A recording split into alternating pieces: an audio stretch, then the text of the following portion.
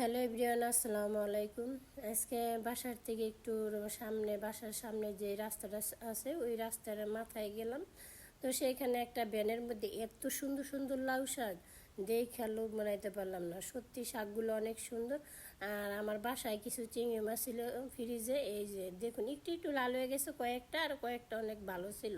তো ভাবলাম আজকে লাউ শাক দিয়ে চিংড়ি মাছ দিয়ে রান্না করব। তো লাউ শাকগুলো দেখেই নিয়ে আসলাম। আগে এরকম প্ল্যান ছিল না যে লাউ শাক দিয়ে চিংড়ি মাছ রান্না করব। তাই দেখুন আমি কিভাবে লাউ শাক দিয়ে চিংড়ি মাছ রান্না করি। আর শাকগুলো সত্যিই অনেক তরতাজা। আমার মনে হইতেছে যে হয়তো আশেপাশে কোথাও সবজি ক্ষেত আছে, সেইখান থেকে হয়তো নিয়ে আসে, নাহলে এত তরতাজা পাওয়া অসম্ভব।